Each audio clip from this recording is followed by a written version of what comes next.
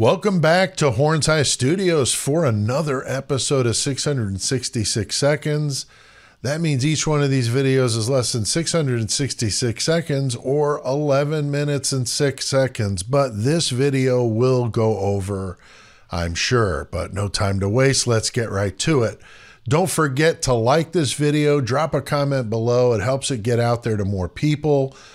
So I appreciate those that do. And if you're not a subscriber, please consider doing that before you leave today. I do appreciate it.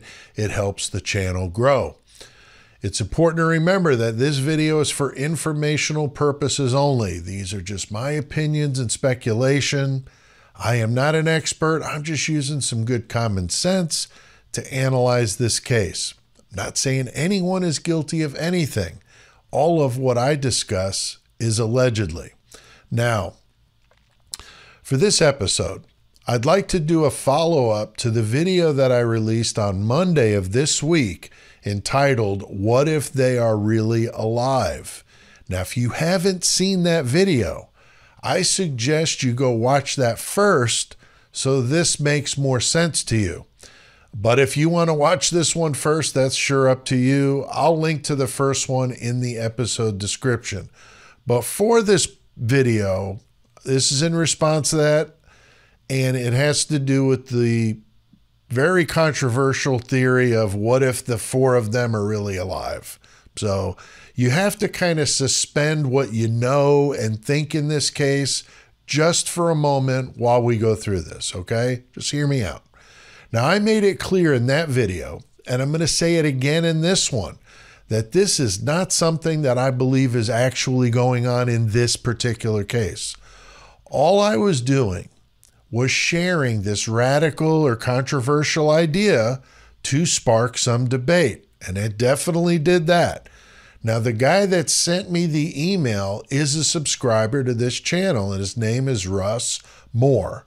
And Russ is totally fine with me using his name and sharing it, and he's got a Facebook group pertaining to the Idaho 4 case. I was hoping that shuffling the deck a little bit and looking at a complicated story such as this one from a different viewpoint might stir up some things. Maybe those things could lead to a break in the case. Who knows?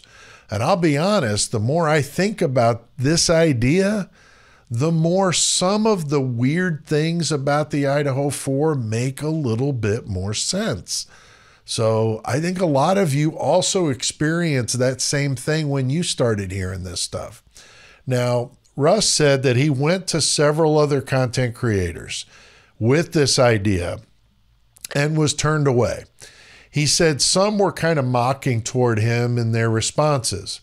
He shared the same stuff in some of the comment sections in videos he watched and didn't get really that great of a reaction there either. After he saw the video that I did on Monday, he was very appreciative that I did it and had the balls to say the things that I said.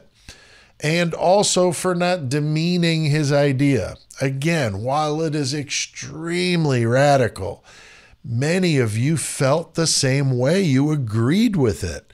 And I just want people to think and talk about this case like adults, no matter how far out some of these ideas might be, right?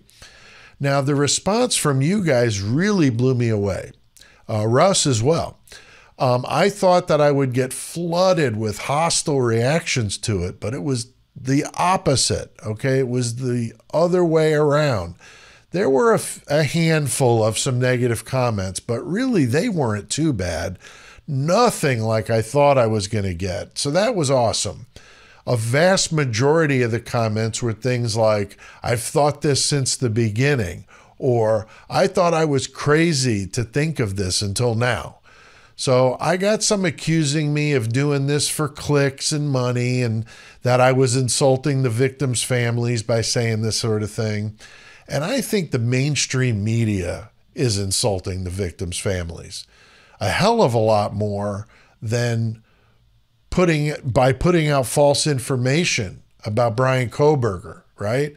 What's going to happen if he's found guilty because of public perception of him and possibly the real people walking free. How terrible would that be?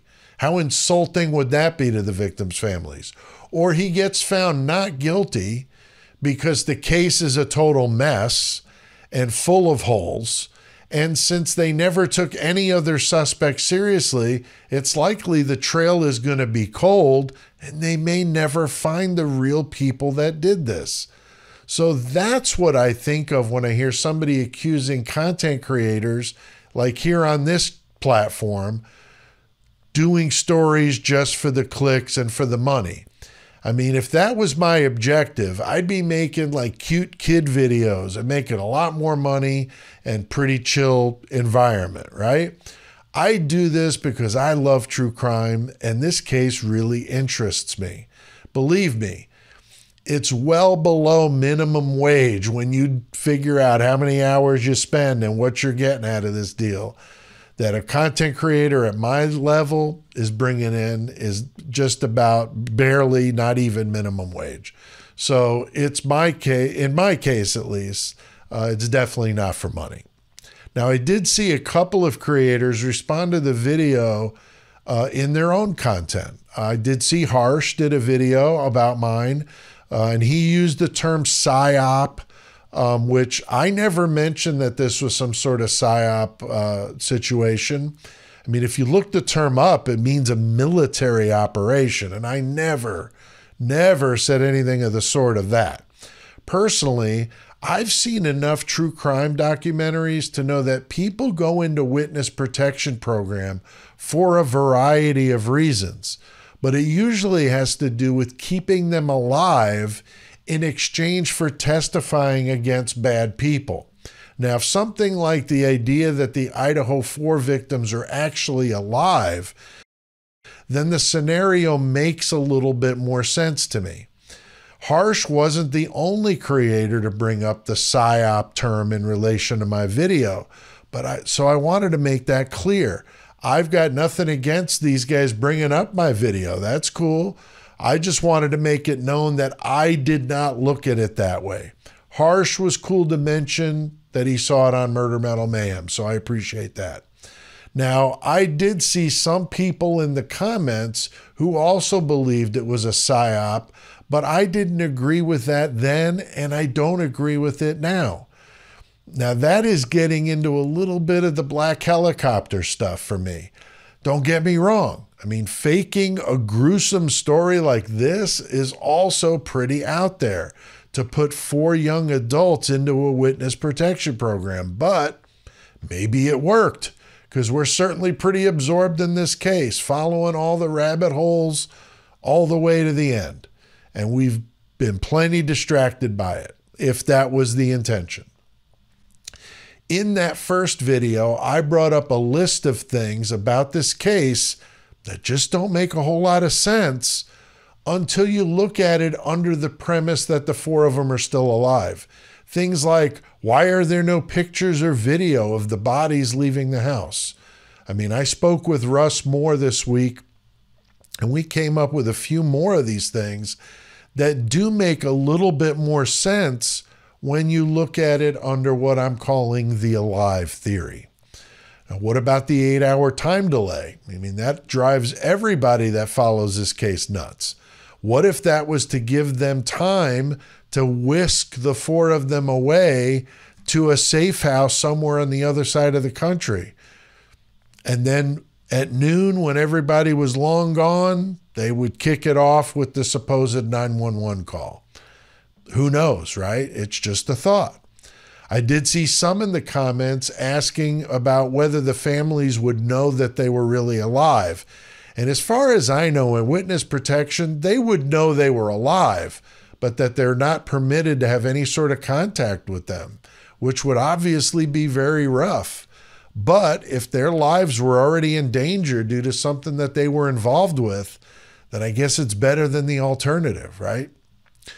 Now, another thing, why not no 911 call? Was there even a 911 call if you figured this was some sort of orchestrated event? Again, I'm not saying that that's what happened, but you have to try to look at every shred of evidence from a different perspective. What if Dylan and Bethany weren't even students? What if they were FBI agents brought in to oversee the operation?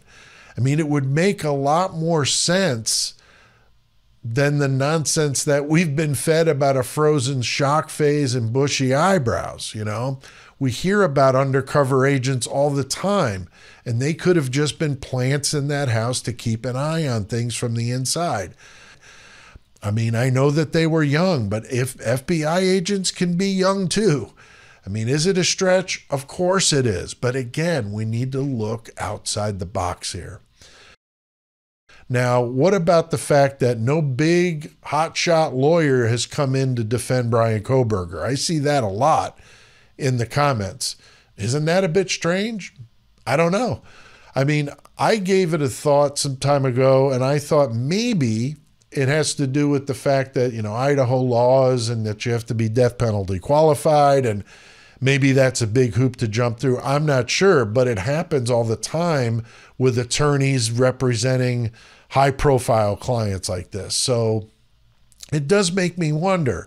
But if this whole thing is a sham trial for this orchestrated idea, if that's what you want to believe, then maybe that's why we haven't seen any of them. I mean, who knows?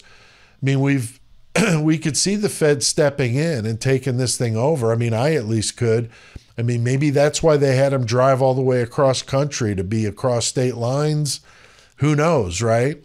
When we learned this week in the hearing that the feds are more involved than we thought. I mean, federal grand juries and all. So who knows, right?